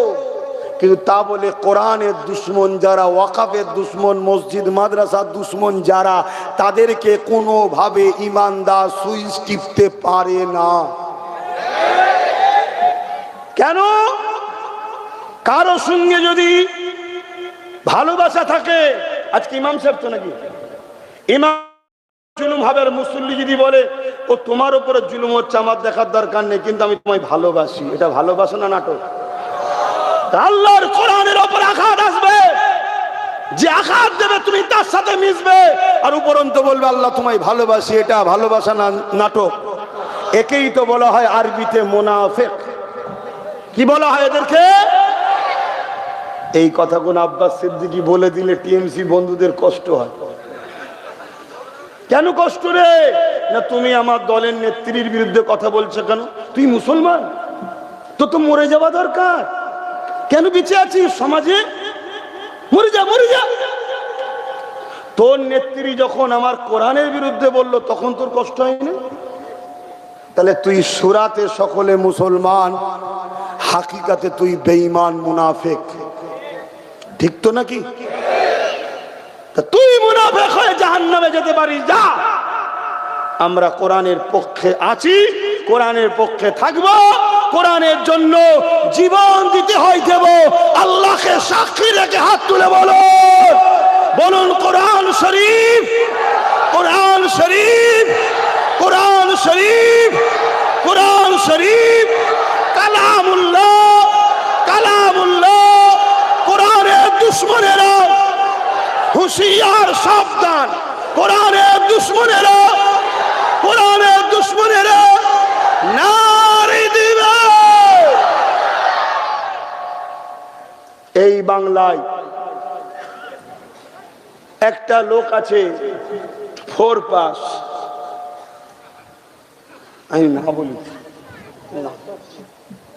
এই বাংলায় একটা লোক আছে ওই হরিণঘাটার বিজেপির এমএলএ, 4 পাস। কি পাস মানে কত শিক্ষিত বুঝতে পারছেন? সে বলছে কোরআনে নাকি সূরা তওবার 5 নম্বর আয়াতে হিংসা ছড়ায়। আরে তুই তো 4 পাস, টিপ দিয়া লোক তো তুই। সই তো এখানে শুরু করলে ওখানে কি ঠেকে? যেন মনে 800 টাকাকে কালিতে ডুবিয়ে ছেড়ে দিচ্ছিস। তো তুই কোরআন কি করে বুঝে গেলি রে? হ্যাঁ, তার বিরুদ্ধে কয়েক হাজার মামলা হয়েছে, তাকে বিগত সরকার বন্দী করেছে। কেন করলো না? আমার ভাই হয়, আমার ভাই হয়। আর এই এলাকার হাজার হাজার নির্দোষ মুসলমানের উপরে মিথ্যা মামলা হয়েছে না হয়নি? এগুলো ভাবো, এগুলো ভাবো। দিনের শেষে যখন কোনো দিক দিয়ে পারবে না, তখন এসে ভয় দেখাবে সবই ঠিক আছে, ওরকম করলে তো বিজেপি চলে আসবে। যেখানে বিজেপি চলে আসবে সেখানে গিয়ে বিজেপির ভয় দেখায়নি, যেখানে কোনোদিন আসবে না সেখানে এসে ভয় দেখাচ্ছে। যেখানে 70%, 60%, 55% মুসলমান, সেখানে এসে ভয় দেখাচ্ছে বিজেপি আসবে। এখানে কি করে আসবে রে? কিন্তু কোনোভাবেই আসার চান্স নেই। শুনছেন তো নাকি? যেখানে আসার চান্স সেখানে কি একটু ভয় দেখা না? না, কেন এদেরকে বোকা যদি না বানানো যায় তাহলে আমি তো ক্ষমতায় থাকতে পারবো না। এ বোকা বানাবার পেলা। কিন্তু আমি জিজ্ঞেস করছি ভাই, বিজেপি কি করে একটু বলুন? মসজিদের বিরুদ্ধে, তাই তো নাকি? আপনারা বিজেপিকে অপছন্দ করেন তো? কেন করেন একটু বলবেন তো? ইসলামের বিরুদ্ধে, মানবতার বিরুদ্ধে, দেশের বিরুদ্ধে, যুবার বিরুদ্ধে, তাই তো নাকি? আচ্ছা বলুন, যে প্রাক্তন ছিল এ মসজিদ মাদ্রাসার বিরুদ্ধে নয়? পুরে বোল্ডুজার দিয়ে মাদ্রাসা ভেঙেছে না ভাঙেনি? নদিয়াতে ঈদগাহ দখল করেছে, ওয়াকফের জায়গা বোল্ডুজার দিয়ে করেছে না করেনি? কলকাতায় 60 থেকে 65টা মসজিদ বন্ধ করে রেখেছে। আরে আমার সঙ্গে লড়াই শুরু হলো কবে? চুচুড়ার মসজিদ মাদ্রাসায় তালা মেরে দিয়েছিল এই রাজ্য সরকার যে ছিল। আমি খুলতে গেছিলাম, খুলতে গিয়ে দেখি অনেক পুলিশ পাঠিয়েছে, আমাকে চমকাবে, ধমকাবে, মারবে। শুনছেন? আমি দেখলাম না, আমার ঘরে তারা মারলো উ, আর আমার ঘর খুলতে যাচ্ছি আমাকে আবার মারবে বলছে। তাহলে রাজ পাওয়ার দরকার, নাই লুহা না হলে লুহা কাটা যাবে না। একটা মুফতি কিছু ফতোয়া দিল, আর সাধারণ লোক যদি বলে ভুল হয়েছে কেউ মানবে? আর একটা মুফতি যদি বলে তবে গুরুত্ব হবে, তাই তো নাকি? তাহলে ঠিক তেমনই একটা নেতা যখন রাজ পাওয়ারের জোরে রাজনীতি থেকে বেরিয়ে আমার ধর্মের উপরে আঘাত দিচ্ছে, ওকে ডিফেন্স করার জন্য আমাদেরও রাজ পাওয়ারের লোক দরকার আছে না নাই? তাই আমি নওশাদকে বুঝিয়েবার জন্য বিদিয়েছি, আমি তুই যা, তুই তো হুজুর হোসনি, এখন তুই তো জলসা করিস নি, আমি না হয় ধর্ম প্রচারে নেমে গেছি, তুই যা।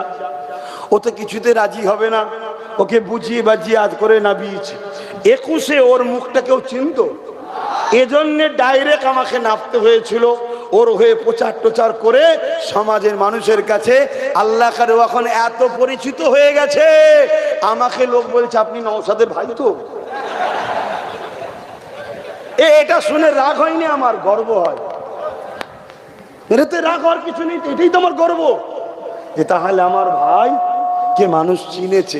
শুধু মুসলিম নয়, হিন্দু, দলিত, আদিবাসী, সাঁওতাল, বাগদি সবাই এখন নওশাদ নওশাদ করছে, ঠিক তো নাকি?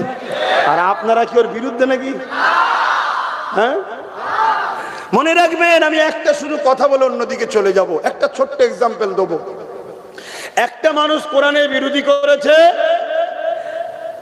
তাকে গার্ড দিচ্ছে, তাকে পাহারা দিচ্ছে একজন,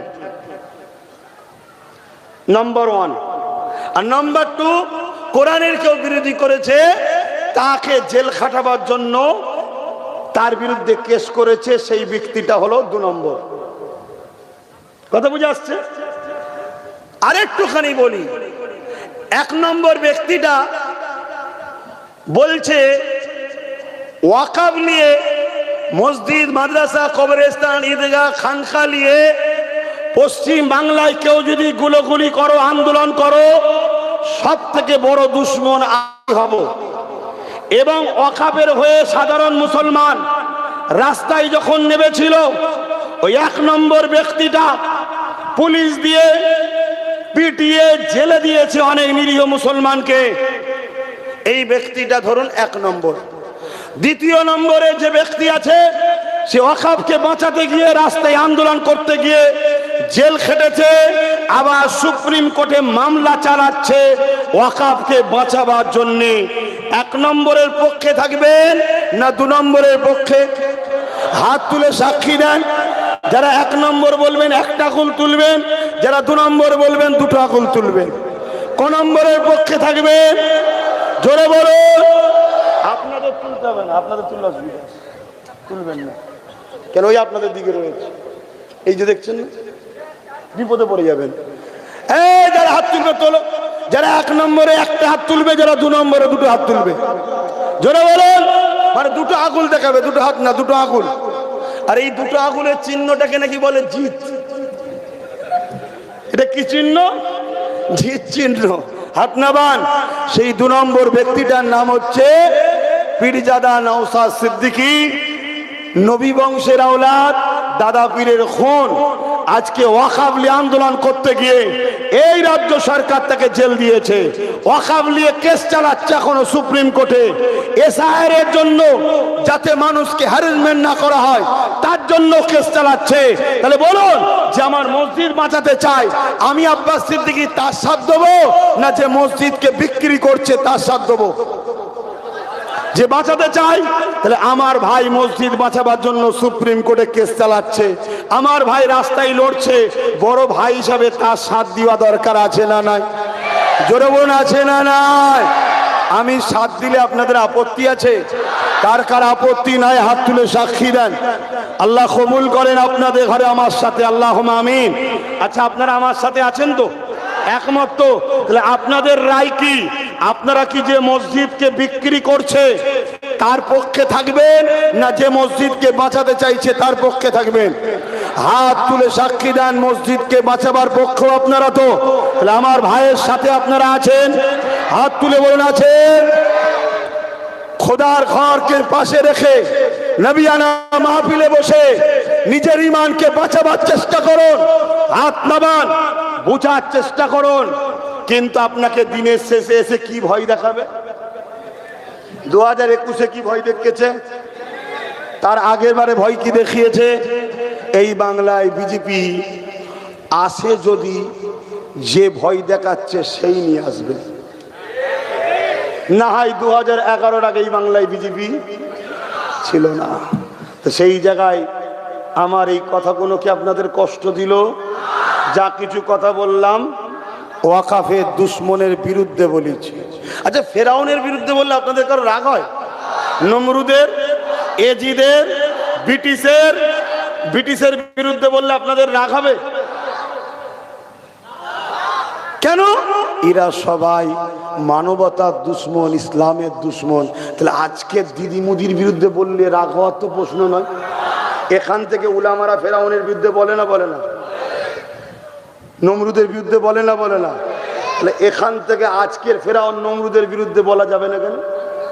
বলছে না ওগুলো মরে গেছে তাই বলা যাবে, এগুলো বেঁচে আছে বলা যাবে না। তোর ভয় থাকে তুই বলবি নি, আমার ভয় নেই। হাসবুনাল্লাহু ওয়া নি'মাল ওয়াকিল, নি'মাল মাওলা ওয়া নি'মান নাসির। আল্লাহ আমার জন্য যথেষ্ট, আল্লাহর উপরই ভরসা করে আমি চলি। আলহামদুলিল্লাহ। মৃত্যু তো হবে রে বাবা, মরণের পরে কবর যেন জাহান্নামের গর্ত না হয়, এটা মাথায় রাখো। মরণের পরে জাহান্নাম যেন ঠিকানা না হয়, এটা মাথায় রাখো। আজকে তোমাকে কেউ এসে বলবে আমাকে দাও, আমি তোমার এসআইআর নাম তুলে দেবো। হারা, তুই থাকাকালীন নামটা কাটার থেকে রুখতে পারলি তো তুলবি কি করে? আবার নতুন করে ধোকা দিচ্ছে। তো যাক, আমি বেশি কিছু বলবো না। আমি শেষ একটা কথা জিজ্ঞেস করব, সেটা হচ্ছে এটাই, আমার ভাই একা পুরো বাংলায় লড়েছে না লড়ে না? তার সাথে যদি আমাদের ছেলে, তোমাদের ঘরের ছেলে, আমার ভাই সর্বসময় আমার সঙ্গে ছিল, সংগঠন করত, তোমাদের এলাকার ছেলে, সে যদি আমার ভাইয়ের সাথে হয়, আরো যদি অনেকে হয়, আমার ভাইয়ের শক্তি বাড়বে না কমবে? একটু ভেবে চিনতে দেখো। আর কথা নয়, এইদিকে আসো, আমি সংক্ষেপ করব। তার আগে আর একটা কথা বলে দিয়ে যায়, সত্যি করে বলো, আমাদের জান আগে না আল্লাহ রসুল আগে? ঠিক কথা তো নাকি? ঠিক বলছো তো নাকি? হাত তুলে বলো। জান লাগলে জান দিতে পারবে আল্লাহ রসুলের জন্য, মাল লাগলে মাল দিতে পারবে। ঠিক বলছো তো নাকি? হাত নামাও। বেশি নয় 10টা লোকের নাম লিখবো, আল্লাহর জন্য জান দিতে হবে। কারা কারা জান দেবেন? 10টা মানুষ হাত তোলেন, নাম লিখবো। জান দিতে হবে 10টা মানুষকে। বাবা সবাই হাত তুলে ফেলছেন কেন? আমি 10টা লোক তো। আচ্ছা 10টা দিতে হবে না, সত্যি দেবেন? হাত নামান। আচ্ছা বলুন তো দেখি। এখন আবার ফতোয়ায় যায় যাচ্ছে তো নাকি আমি জানি না, মশলা কি, মানে মশলা পড়ি বলা অভ্যেস তো, মানে নিয়ম কানুন কি আছে আমি জানি না। এই দরকার নেই, নওশাদ ক্যান্সেল। এই আমার ছেলের নামই 10,000 দিচ্ছি, জানেন তো নাকি? এখন সুযোগ খুঁজে বেড়াতে পারে। এখন নিয়ম আছে, কি নিয়ম কি সিস্টেম অত তো বুঝিনি রে বাবা। এখন দেখা যাবে হয়তো দিয়ার নিয়ম নেই, হয়তো শুনছেন না, শেষকালে আর এক বিপদ হয়ে যাবে। তো যাই হোক, এই 10,000 টাকা নওশাদ ক্যান্সেল, শুনছেন তো? হ্যাঁ, ও এমনি দোয়া পেয়ে গেছে, সারা বাংলার লোক দোয়া করছে। শুধু ক্যাটাল, মুরগি, আম কি না কি লোক দিচ্ছে, আমাকে হয়তো দেয়নি। শুনছেন? ও যা পেচ্ছে দেখে তো আমারও লোভ লেগে যাচ্ছে। হুজুর ছেড়ে দিয়ে ওইদিকে নেমে যাবো না, কি বল? আল্লাহ করেন, আল্লাহ জান্নাত। যেমন আমাদের পীরজাদা মুফতি সাহেব লাভি করছে, দেখছেন না? কোনটা কি হলো? ও শুনছেন? হায় হায়, আপনি যদি বা নামলেন সমাজকে চেঞ্জ করার জন্যে, আপনাকেই তো প্রথম ধর্মের বিরুদ্ধে কাজ করিয়ে দিল। আর আপনি পীরজাদা নামলেন, আপনি তো বলছেন আমি আগুনে ঝাঁপ মেরে দেবো। তাহলে আপনার দ্বারা এই জাতির কি কাজ হবে? এটা একটু দেখলেন ভাই, আমার বাচ্চার নাম লেখেন, নাম লেখেন। এই ছেলেরা গেছে, যা খুশি দেন, যা খুশি দেন। এই ছেলেরা গেছে, যা খুশি দেন, নগদ দেন। নামগুলো লিখেছেন ভেতরে যে লিখতে, এখানে কেউ উঠে আছে? আচ্ছা ঠিক আছে, মনে মনে নিয়ত করা, মাইকে বলে দেবেন। আসেন। উঠছেন কেন আপনারা? কি হলো? এ তো খারাপ কথা গেল। এই ভালোবাসা? ও নাম লিখাবে? তাহলে আসো, মসজিদের জন্য আসছো তো আসো। কেউ চলে যাবেন না আমাকে ছেড়ে দিয়ে, আমাকে একা ফেলে দিয়ে চলে যাবেন? হ্যাঁ, তাহলে দাঁড়ান, সালাম পড়ি, দোয়া করবো তো। না না না, শোনেন না আমি কি বলছি, এই ছেলেরা যার যা খুশি দেন, হাত বাড়ান। এইদিকে কেউ নেই, এইদিকে কেউ যায় না, এদিকে গেছে, সময় নেই, গেছে। আচ্ছা আসেন একটু সালাম পড়ে ইয়া নবী।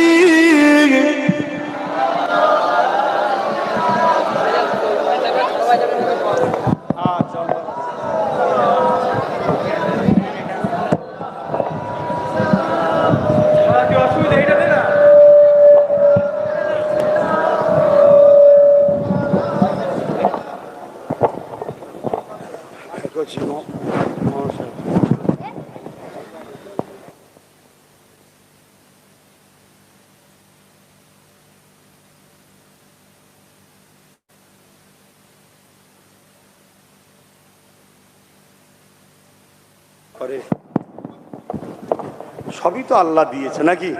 আমি মায়ের পেট থেকে কিছু এনেছি? হ্যাঁ, সব আল্লাহ দিয়েছে। তা আল্লাহর জন্য দাও, আল্লাহ দেবে। যাও, হাতে দিয়েছে, লাও ধরেই তো, এই তোতে দিয়েছে। এ বুকা, এই তোতে দিয়েছে। এত লেটে বুঝলে হবে কি করে? এখন ইট চিবিয়ে খাওয়ার সময় তাড়াহুড়ো করো। তাহলে আল বাদরু আলাইনা মিশনি ইয়াতিল ওয়াদাই ওয়াজাবা শুকরু আলাইনা মাদালা লিল্লাহ আহিদাই ইয়া নবী সালামুন ইয়া রাসূল ইয়া হাবিব।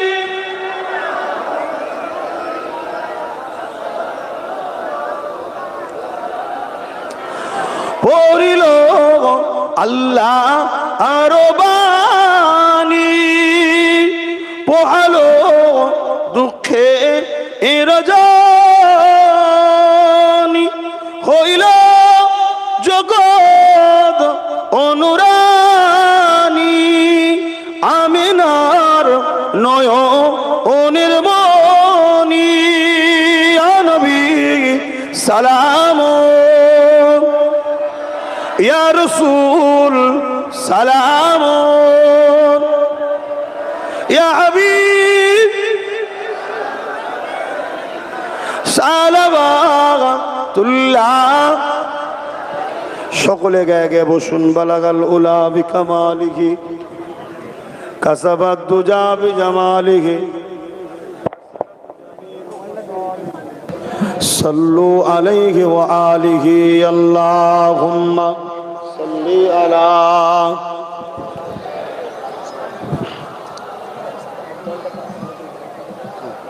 কি করি বল দিকে? আমি ভাই আর এক জায়গায় যেতে হবে, অনেক দূরে, তা সংক্ষেপ করছি। নামাজেরও সময় হয়ে গেছে। নামাজ পড়েই আপনারাও সবাই নামাজ পড়বেন। বিদায় নেব, কেউ হাত বাড়ি যেন মুসাফা করতে যাবেন না। তো যাই হোক, আসেন, কিছু কথা বললাম, আপনারা কেউ কষ্ট পেলেন? আচ্ছা, আল্লাহর ঘরের পক্ষে, কোরআনের পক্ষে, দ্বীনের পক্ষে কেউ বিরোধী করলে আমি প্রতিবাদ করব না ভাই? আমি কি বলবো তাদেরকে শক্তিশালী করো? একটা হাদিস বলি শোনেন, মিশকাত শরীফের হাদিস। আল্লাহ নবী বললেন, কোনো মুসলমান যদি জালিম অত্যাচারীকে জানার পর তাকে শক্তিশালী করার জন্য তার সাথ দেয়, ওই মুসলমানটা ইসলাম থেকে বেরিয়ে যায়। তাহলে কত ভয়ঙ্কর ব্যাপার। তাহলে যারা মসজিদ মাদ্রাসা কোরআনের দুশ্মনীরা জালিম না জালিম নয়? একটা লোক মানে না, আলাদা বিষয়, সে জবাব আল্লাহর কাছে দেবে। কিন্তু তুমি বিরোধী করছো কেন? তুমি মানবে কি না মানবে তোমার বিষয়, তুমি জবাব দেবে। মানুষ হিসেবে হিন্দু মুসলিম সবাই আমরা ভাই ভাই মিলেমিশে থাকবো, ঠিক তো নাকি? আমি আমার ধর্ম করবো, আমার উৎসব, তুমি তোমার ধর্ম তোমার উৎসব, কিন্তু তুমি বিরোধী করছো কেন? ঠিক না বেটি? নিউ টাউনে আমাদের মসজিদ করতে দিচ্ছ না, অথচ আমাদের ট্যাক্সের টাকায় তুমি ধর্মস্থান করছো অন্যদের। এটা কি তাহলে জুলুম হচ্ছে না আমাদের উপরে? তা আল্লাহ রসুল বলছেন, কোনো মুসলমান যদি জালিমকে শক্তিশালী করার জন্য সাথ দেয়, ওই মুসলমানটা ইসলাম থেকে বেরিয়ে যাবেন। তা আপনারা কি ওয়াকাব কোরআনের দুশ্মনকে সুইচ টিপবেন? তাহলে ইসলাম থেকে এই সজাগটা করানো দরকার আছে না? এবারে কিছু ভাই বলে সবই ঠিক আছে, আপনি টিএমসির বিরুদ্ধে একটু বেশি বলেন, বিজেপির বিরুদ্ধে কম বলেন কেন? কেন কম বলি শোনেন। বিজেপি হলো বিষ, শিশির মধ্যে রয়েছে বিষ, তার গায়েও লেবেল লেখা আছে বিষ। এই বিষটা কেউ খাবে ভাই? জোরে বলেন না, খাবে না। কেন? সবাই চিনতে পারছে এটা বিষ, ঠিক তো নাকি? আর টিএমসি হলো শরবত, কিন্তু ভেতরে বিষ দিয়ে আছে। আমরা ভালোবেসে এনেছি না, আমরাই এনেছি তো সবাই মিলে, সত্যি কথা বলেন না?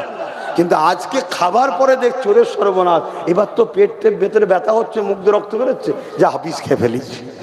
কিন্তু বিজেপিকে কেউ খাবে কেন? তো ডাইরেক্ট দেখা যাচ্ছে বিজেপি বিষ। এজন্যে ওর নিয়ে বেশি বুঝাতে লাগে না, আমার জাতি ওকে চেনে। শুধু আমার জাতি না, অন্য ধর্মের মানুষরা ওকে চায় না, কেন ফেতনা লাগায়, দাঙ্গা লাগায়, অশান্তি করে, ঠিক না বেটি? কিন্তু একে আপন মনে করে আমার জাতি কতবার বাঁচিয়েছে বলুন তো? 4টে সংসদে 3টে এমপি সংসদে পাঠালো, তিনটের মধ্যে একটাও মুসলমান দিতে পারলো না। আমাদের ওই যে কি বলে পীরজাদা সাহেব আর মুফতি সাহেব, তিনারা তো এই দাবিটা করতে পারতো যে আপনার দলের হয়ে প্রচার করব, কিন্তু আমরা ভোটে দাঁড়াতে পারবো না। ওই যে এখন সংসদে পাঠাচ্ছেন, 3 জনের মধ্যে আমাদেরকে একটা দেন, কি দাবি করতে পারতো না? মাথা মোটা যে একটা জালিম অত্যাচারী ফাসেক ফাজেল, তার পায়ে হাত দিয়ে একটা মুফতি সাহেব সালাম করছে। বললি খারাপ? আপনারা যারা ভালোবাসেন, যদি আপনারা আপনাদের মুফতিকে বাঁচাতে চান, আপনাদের ডিউটি হবে ওকে হারিয়ে দেওয়া। ও হেরে গেলে আমার ঘরের ছেলে ঘরে চলে আসবে। কথা বুঝে আসছে? নাই ওর দ্বারা আরো পাপ করাবে, ইচ্ছা করে করে করাবে। কেন? এ মেয়ে মানুষ একদম ভালো নয়। কথা বুঝছেন তো নাকি? প্রচুর মুসলিম বিদ্বেষী। আমার ভালোবাসার বাপ মা ভাই বোনেদেরকে দুনিয়া ও আখিরাতের বাঁচাবার জন্য আমি চেষ্টা করছি। আমার ভাইয়ের জন্য দোয়া করবেন। ওর সাথে আরো অনেক কটা হয়, আল্লাহ চাইলোর হাত শক্ত হবে। সুখে দুঃখে অসুবিধে হলে আমাকে বলবেন, আমি আপনাদের পাশ করিয়ে দেবো। কথা মনে আছে? বুঝতে পারছেন? আল্লাহ করে আমাদের ঘরে, আপনাদের এলাকার ছেলে, দীর্ঘদিন আমার সঙ্গে যখনই যেখানে আসি দেখা সাক্ষাৎ উঠা বসা। কথা বুঝে আসছে? বসিরহাট হুজুরের আওলাদ পীরজাদা বাজিদ আমিন সাহেবের সঙ্গেও তারা খুব ভালো সম্পর্ক। আপনাদের সঙ্গেও সম্পর্ক আছে, তাই তো নাকি? চেনেন তো নাকি ওকে? হ্যাঁ। তো যাই হোক, তা আমি এখন সংক্ষেপ করলাম। আসেন তওবা করি। বিসমিল্লাহির রহমানির রহিম। আল্লাহ তাআলা, আমি জানা অজানা, ইচ্ছা ও ইচ্ছা সকল গুনাহ হইতে তওবা করিতেছি। আস্তাগফিরুল্লাহ রাব্বি মিন কুল্লি জামবি ওয়া আতুবু ইলাইহি। আশহাদু আল্লা ইলাহা ইল্লাল্লাহু ওয়াহদাহু লা শারীকা লাহু ওয়া আশহাদু আন্না মুহাম্মাদান আবদুহু ওয়া রাসূলুহু। লা ইলাহা ইল্লাল্লাহ মুহাম্মাদুর রাসূলুল্লাহ সাল্লাল্লাহু আলাইহি ওয়াসাল্লাম। 5 ওয়াক্ত নামাজ পড়বেন, একবার রোজা রাখবেন, মালদাররা হজ করবেন, যাকাত দেবেন, মা বাবার খেদমত করবেন, দেশকে ভালোবাসবেন। যাদের নাম ডিলিট হয়ে গেছে, শেষ মেসেজ দিচ্ছি, যদি 2002 এর লিঙ্ক থাকে, নামের আগে পিছু বানান ভুলের জন্য বাদ দিয়েছে, তাহলে লিঙ্ক যাদের আছে এবং এখানকার নাগরিক বাপ দাদু 2002 যাদের লিঙ্ক আছে, এরকম অনেক লোকের নাম বাদ গেছে না, যাই না? আমি কথা দিচ্ছি, নিশ্চিন্তাই থাকেন। আপনাদের জন্য যদি সুপ্রিম কোর্ট পর্যন্ত লড়তে হয়, আপনাদের ছেলে, আপনাদের ভাই আপনাদের সাথে আছে। কথা বুঝে আসছে না? যা হবে পরে হবে। তাহলে কি করতে? 90,000 অফিসার দিয়েছে, খুব সাবধান। লাস্টে কালো কোট পরে কোর্টে গিয়ে নাটক করে আরো ফাঁসিয়ে নির্বাচনের থেকে টেনে নিয়ে যে বিচারপতির হাতে তুলে দিয়েছে। তো বিচারপতির বিরুদ্ধে কেউ লড়াই করতে পারে? নির্বাচন কমিশনে থাকলে লড়াই করা যেত, ভোট বয়কট এখন আগে করো তারপরে হবে। তো টেনে নিয়ে একে ক্লিয়ার করে দিল। একটু বোঝো, যদি বিশ্বাস থাকে বুঝবেন, না বিশ্বাস থাকলে ওই গোমেরে 500 টাকা পেয়েছি ঠেলে নিয়ে যাও। মাথা মুঠার মতো কাজ করুনি, গণহত্যা করার প্ল্যান চলছে, খুব সাবধান হও। যদি তোমার পাশে কেউ দাঁড়াবার যদি লোক না থাকে, তোমার হয়ে লড়াই করার লোক না থাকে, ফেঁসে যাবে। আমার পিছনে কোটি কোটি লোক থাকতে পারে, কিন্তু আমার হাতে আইনের পাওয়ার নেই, নওশাদ হাতে পাওয়ার আছে। তো সেই জায়গায় তোমাদের হাতে যদি আরো ছেলে, যদি তোমাদের নিজেদের ছেলেরা যেতে, তাহলে লড়াই করতে পারবে তোমাদের হয়ে, এটা মাথায় রাখো।